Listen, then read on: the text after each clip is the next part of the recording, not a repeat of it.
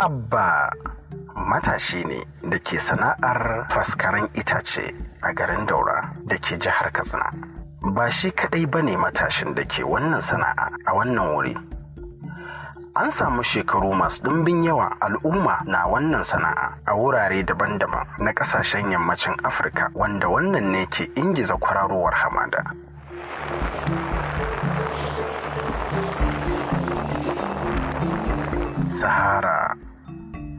Sahara na kwararowa yankin arewacin Najeriya, musamman jihohin da suke makwabtaka da jamhuriyar Nijar da ƙasar Chadi.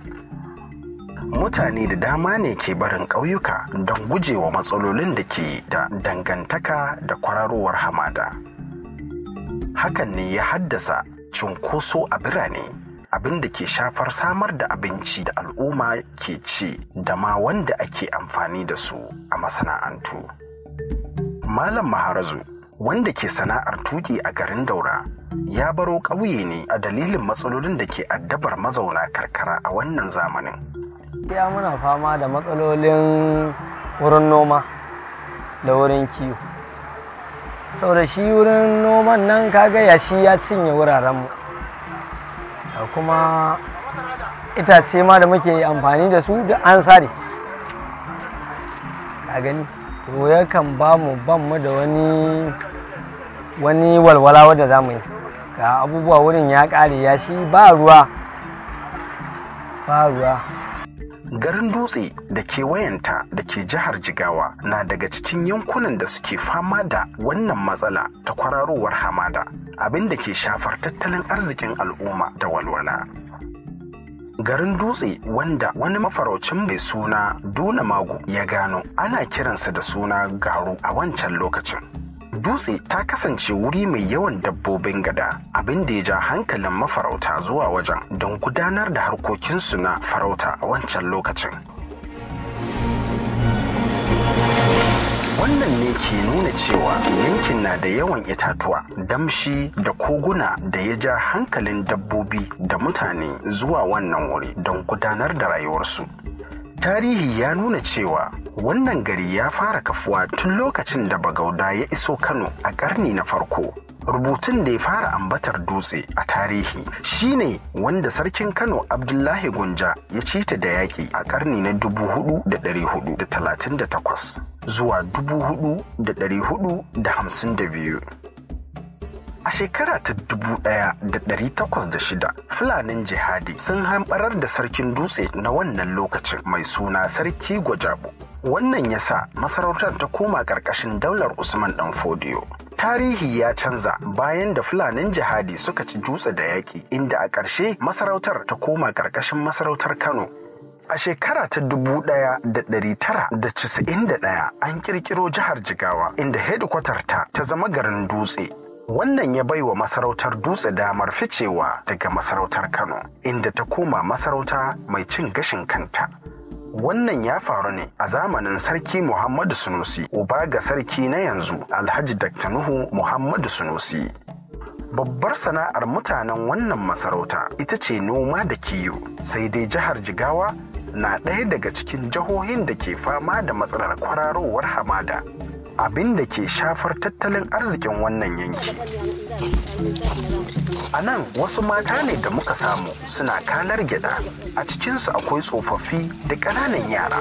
Waɗannan bayan Allah sun gane cewa amfanin da ake samu na matuƙar raguwa da ya tilasta wa 'ya'yansu hijira zuwa birane don samun ingantacciyar rayuwa. Da alama waɗannan bayan Allah ba su da masaniyar dalilin lalacewar filayen gonaki, duk da cewa abin na shafar rayuwarsu kai tsaye. Baba, na same ku kuna kallon gyada. Haka ne. Ba ku yi noma ba ne? Mun yi noma. Me yasa kuke Yara sun yi noma. Me yasa kuke kallon gyada? Saboda albarkar noman ce ba kamar da ba. Wato da an samu muke son mu tsira da mutuncin kanmu mu ma. A Hajiya, za ki mana bayanin adadin ruwan sama da ake samu yanzu da zamanin da wani yafi yawa? A gaskiya da mun kusa ganin samun ruwa. Mun fi samun ruwa gaskiya.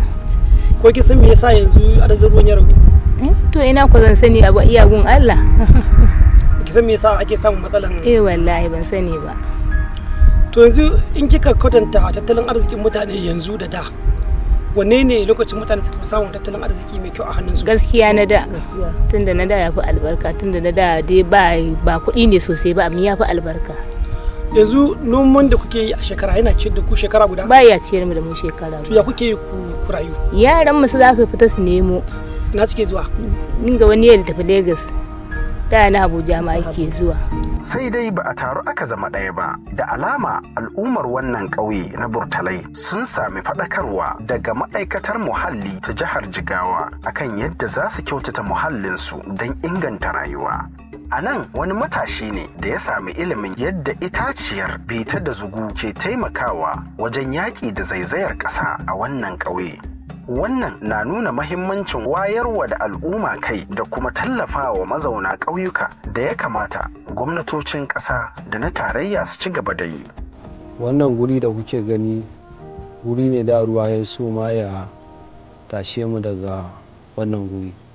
Amma cikin taimakon Allah da taimakon malaman gona muka samu gudunmawa, wanda gashi nan kuna ganin ma bishiyoyin da buhuna muke sawa, man daga baya da cikin yardar Allah da taimakonsa kuma da malaman gona da suka kawo mana gudunmawarsu, gashi nan kuna ganin yadda suke. Kuma yanzu wannan guri ruwa ma baya iya ratsuwa ta jikin wannan bishiyoyi, sai dai bi gaɓarsu ruwan ya wuce. Ga gurin da wannan guri ruwa rani da damuna ma ruwa yana tsayawa a wannan guri, mutane ma har sai sun yaye kafarsu sannan saboda kai ya bata musu wannan suturarsu su hallaka. Amma yanzu ga gurin nan ma kuna ganin shi ya sansanye, ruwa ma baya tsayawa a jikin wannan bishiyoyi. Ta bishiyar bita da zugu ko wasu ce bita da zugu gaskiya bishiya ce ɗimbin albarka. Da farko dai manoma suna amfani da shi a gonakinsu domin kare zaizayar ƙasa. Domin gaskiya wanda dai mai albarka wanda idan ƙasa sauyoyinta za su iya haɗewa don karewa ƙasar daga zaizayar ƙasa, saboda ba zai bari ita in ruwa ya zo ya ɗebe ƙasar da kai ba. Ai dama abin da ke jawo zaizayar ƙasa shi ne in ruwa ya zo ya tafi haɗe da ƙasa zai tafi da shi, da zarar ya tafi shi kuma sai a samu rami shi ne sai ci gaba sai a samu yawa. Wannan abun ita sai wata tana hanawa wannan ruwan ziziya kuma zai bushe wajen mai abun. Sannan kuma daɗaɗawa ita kanta itacenta sai wata ganyenta magani ne gaskiya. A wannan ƙauye na Burtalai, manoma na amfani da ilimin da suke samu daga masana a fannin muhalli akan yadda za su inganta rayuwarsu. Wannan wani manomi ne da na samu da ya fara kawo amfaninsa gida. A firar da muka yi da shi, na fahimci cewa ya san matsalar sauyin yanayi da kuma hanyoyin magance kwararowar hamada.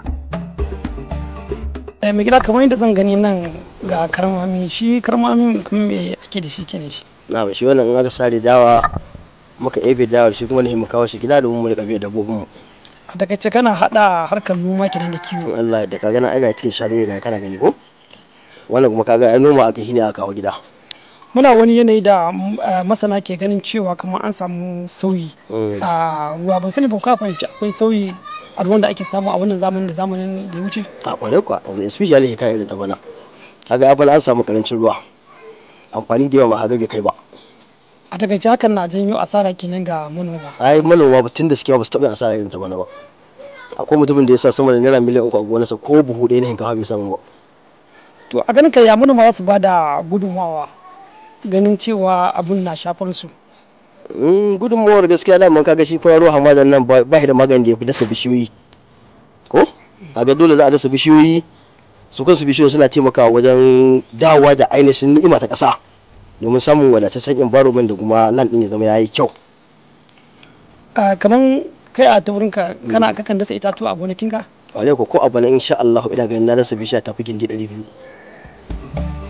Duk wanda ya yawo a cikin garin Dutse zai yaba da ƙoƙarin da sashen kula da gandun daji ke yi da kuma ƙoƙarin da masarautar Dutse ke yi a fannin yaƙi da kwararowar hamada.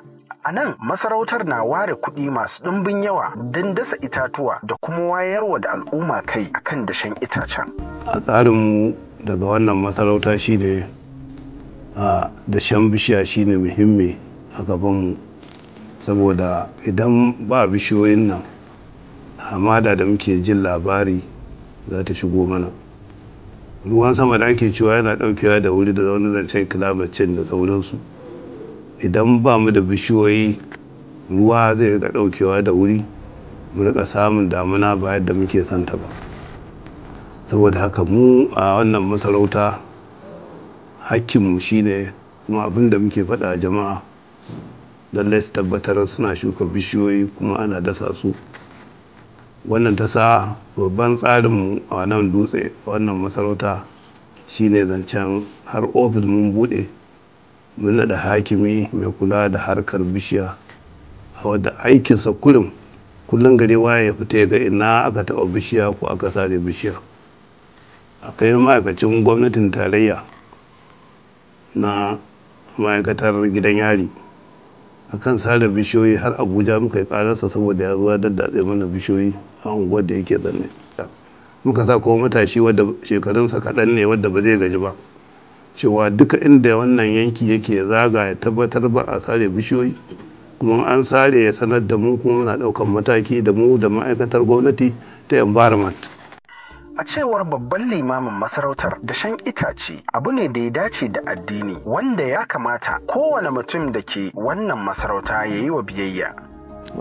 Allah da kansa ya kira bishiya albarka, domin ya ce subhanallazi asra bi abdihi laylan min al-masjid al-haram ila al-masjid al-aqsa allazi barakana hawlahu.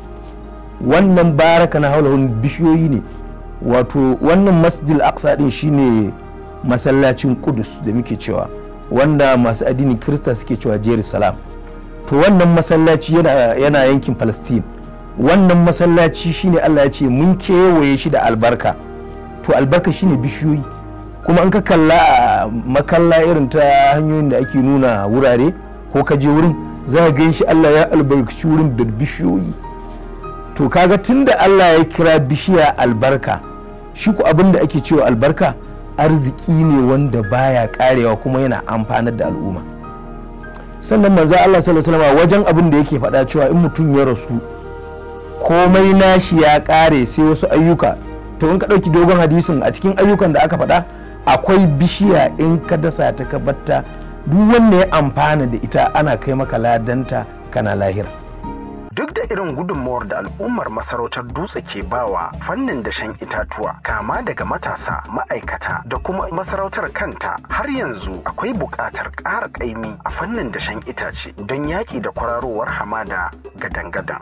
Tawagar mu ta muhalli na gari ta roƙi masarauta da su sa ya zama doka ga duk mai rike da matsayin sarauta kan cewa ya ware wani wuri a gida da zai reni itace a leda har zuwa lokacin damina, sai ya kai daji ya kewaye gonakinsa kamar katanga, sannan ya dasa sauran a cikin gari. Wannan zai kama tun daga mai unguwa zuwa sama.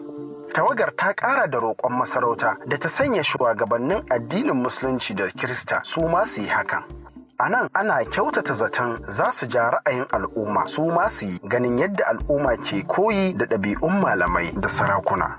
Da waɗannan za a iya yaƙar hamada cikin sauƙi.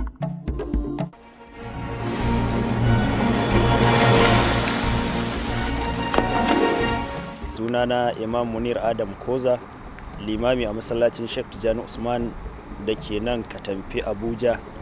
Abinda nake kira zuwa ga 'yan uwa shine kula da dashen itatuwa, saboda yaƙar kwararowar hamada wanda tana illata al'umma, tana jefa su cikin hali da kunci, wa bitali sai ya zama kuma yaƙe-yaƙe da rashin kwanciyar hankali da ayyukan ta'addanci sun mamaye al'umma. Ya kamata mu tuna da renon itatuwa da raya su yana daga cikin koyarwar sayyidina Rasulullahi sallallahu alaihi wasallam.